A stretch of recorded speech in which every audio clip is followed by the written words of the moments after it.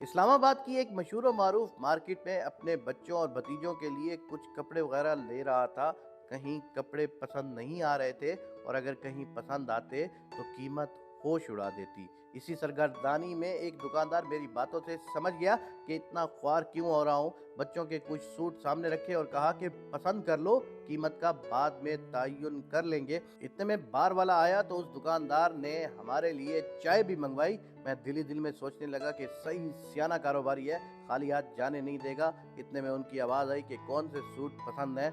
मैंने साफ गोई से काम लेते हुए कहा कि पसंद तो सारे आए हैं मगर मेरी इस्तात इतनी है। उन्होंने कहा कोई बात नहीं, इन सब सूट को अगर मैं आपके हिसाब से दे दूं तो फिर भी मुझे इतना मुनाफा है, इसलिए अगर कहो तो मैं पैक कर देता हूं। मैंने कहा मुझे और क्या चाहिए। बाकी दुकानदार उसके डबल मुझसे मांग रहे थे और आप इस कीमत पर राजी हैं तो बिस्मिल्लाह। जब तक वो सामान पैक करता चाय भी आ गई और चाय पीते हुए उनसे पूछा कि क्या इस तरह कारोबार करने से आपके कारोबार को नुकसान नहीं होगा। वो हल्के से मुस्कान के साथ कहने लगे ये एक कहानी है, अगर आपके पास वक्त हो तो सुना देता हूँ। मैंने कहा कि मेरे पास वक्त ही वक्त है, लेकिन आपके पास ग्राहक आते रहेंगे तो मुश्किल होगा। कहने लगे वो आप मुझ पर छोड़ दें, वो बाकी लड़के संभाल लेंगे। अर्ज किया फिर मैं भी हमतन गोश हूँ। थोड़ा सा खामोश रहे जैसे माजी को खोज रहा हो और बात शुरू करने के लिए वाकयात का सिरा नहीं मिल रहा हो या अल्फाज को यकजा कर रहा हो।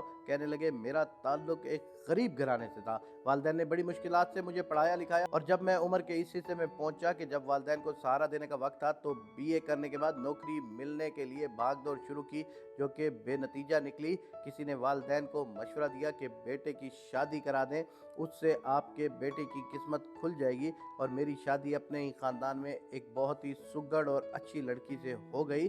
शादी की पहली रात को ही दुल्हन ने कारोबार करने का मशवरा दिया, लेकिन मैंने कहा कि मेरे पास तो फूटी कोड़ी भी नहीं है, जो कुछ भी था शादी के खर्चात में चला गया। बीवी ने कहा ज़रूरी तो नहीं कारोबार लाखों करोड़ों से शुरू किया जाए, आप कोई छोटा मोटा कारोबार तो शुरू कर सकते हैं। मैंने दिलचस्पी लेते हुए फिर कहा यही तो मसला है कि छोटे कारोबार के लिए भी कुछ ना कुछ रकम की ज़रूरत तो होती है, मेरे पास वो भी नहीं है। ऊपर से बाबा ने शादी का हुक्म जारी करते हुए ये भी नहीं सोचा कि मैं बिल्कुल बेरोजगार हूँ। नई नवेली दुल्हन साहिबा ने मायूस ना उम्मीद और गुस्सा होने की बजाय फैसला कुन लहजे में हुक्म सादर फरमाया कि अगर हिम्मत है तो मेरे पास सलामी के जो चंद हजार रुपए जमा हुए हैं उसी से कारोबार शुरू कर सकते हो। मैं थोड़ी देर के लिए खामोश रहा, फिर कहा कि ठीक है, लेकिन कारोबार अपने गांव में नहीं पिंडी या इस्लामाबाद में शुरू करूंगा। बीवी को कोई एतराज नहीं था। इसी तरह शादी के चंद दिनों बाद ही कोई लायामल तय किए बगैर मैं इस्लामाबाद आया और कारोबार के मुतालिक मालूमात लेने, कभी छोले वाले के पास तो कभी फ्रूट या सब्जी वाले के पास, कभी फूल बेचने वाले के पास तो कभी खिलौने बेचने वाले के पास जाता और हर जगह से यही जवाब मिलता कि इस कारोबार में कुछ भी नहीं रखा। इसी खज्जल ख्वारी में जो चंद हजार रुपए थे वो भी खर्च हो गए, यहाँ तक कि सिर्फ 1000 रुपए मेरे पास बच गए।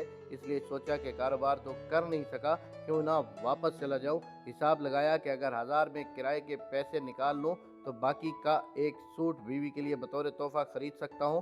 इसलिए मुख्तलिफ दुकानों में घूमता रहा मगर हर सूट मेरी कीमत खरीद से महंगा होता। आखिरकार इस दुकान में जिसमें अभी आप बैठे हो आ गया।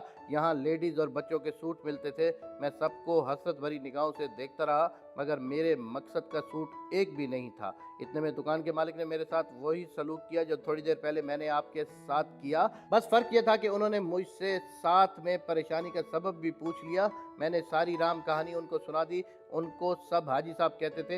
हाजी साहब ने कहा कि अभी आपके पास 1000 रुपए हैं? जी, मैंने जवाब दिया। हाजी साहब ने एक लड़के को आवाज़ लगाई कि फलां फलां बच्चों के 3 सूट उतार कर ले आ।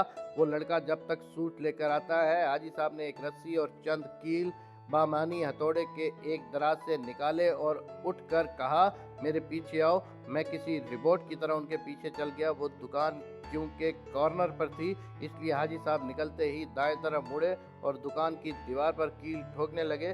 दोनों कीलों को कुछ फासले पर ठोककर रस्सी के दोनों सिरों को दोनों कीलों से बांधा और फिर वो बच्चों के तीनों सूट दुकान से लेकर उस रस्सी पर टांग दिया और कहा कि ये तीनों सूट 750 रुपए के हैं। बस आप कितने मुनाफे के साथ बेचते हैं ये आपकी मर्जी और अहलियत पर मुनहसिर है। और जब ये तीनों बिक जाएं तो मुनाफे की रकम मिलाकर सूट में इजाफा करते जाएं।